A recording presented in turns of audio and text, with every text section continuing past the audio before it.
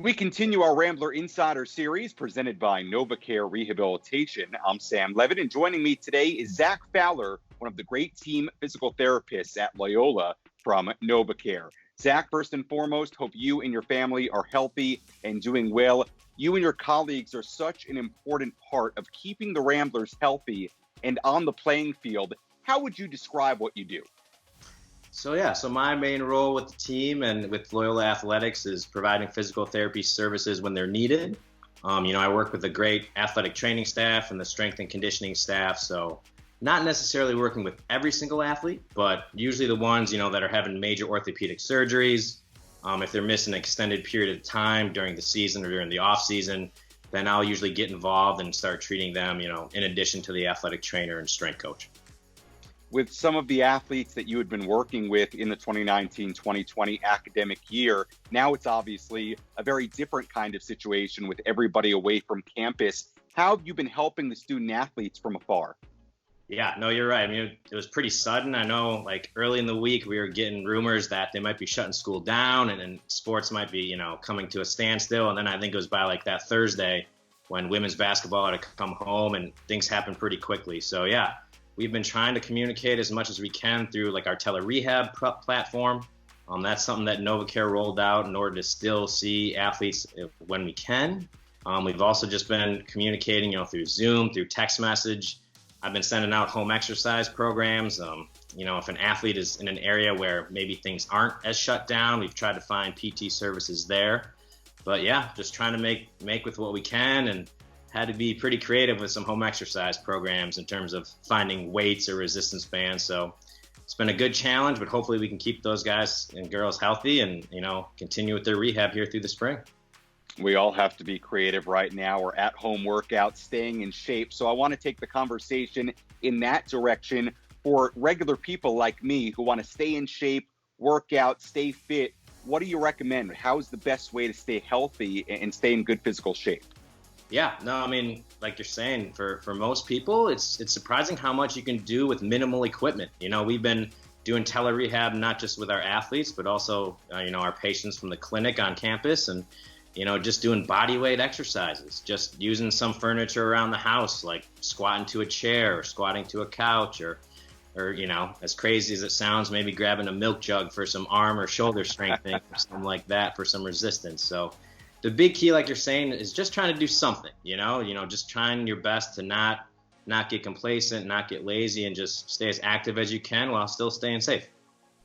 And Zach, when you talk to athletes who are going through a rehab process, you so often hear about the mental side of the rehab process, especially in a time like this. What kind of mindset and mental buy-in do you need from the athletes when they're going through the process in this kind of situation? I think the biggest thing, Sam, is just making sure they're locked in the moment. If I'm giving them a home exercise program that's maybe 20, 30 minutes long, I just try to coach them up on just staying present, staying in the moment for that 20, 30 minutes. And you can almost use that as a little bit of an escape in this time. There's so much going on and there's so much you can read, and sometimes that stresses out the athlete and, myself included. But the way we look at it is, it's a healthy outlet to do some rehab and just really hone in on those 20, 30 minutes where you can control that environment and control your recovery.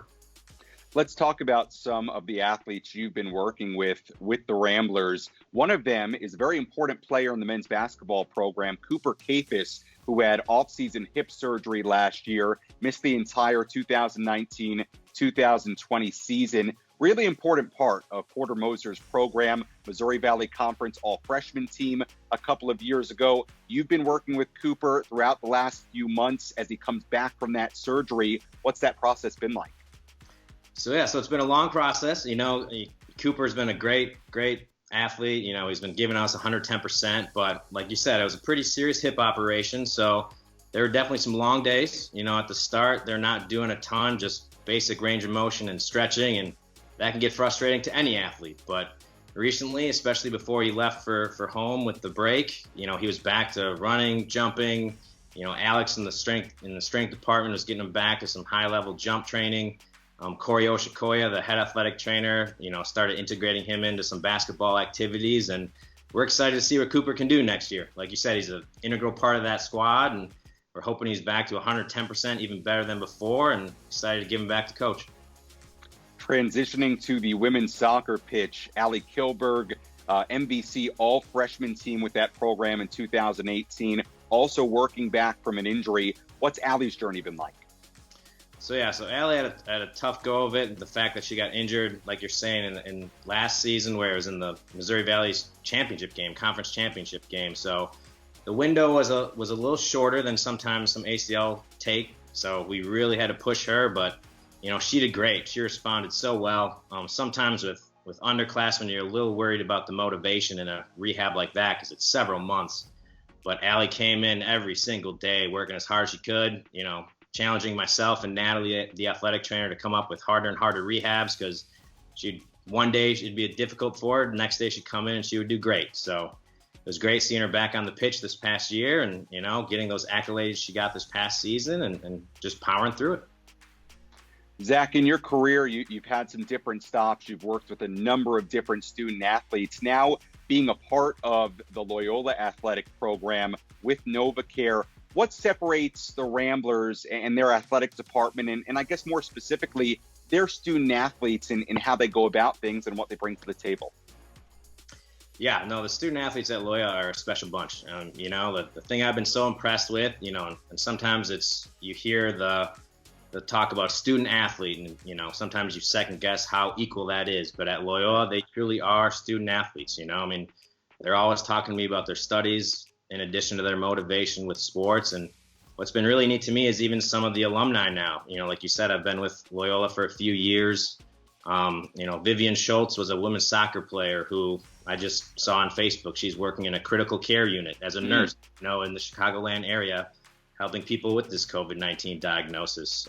Valerie Gagno is another women's soccer player who's a nurse at Northwestern Hospital. So just seeing these athletes not only excel on the field, but then going on to do incredible things has been really special and really neat to just be a part of a small part of their life at some point. Now, that's certainly part of what it's all about, what these student athletes do after school. Is Zach Fowler, one of the great physical therapists from NovaCare Rehabilitation, joining us on today's Rambler Insider, presented by NovaCare. Zach, thanks so much for the time. Stay safe, stay healthy, and we'll talk to you soon. Thanks, Sam. You too. Stay safe out there.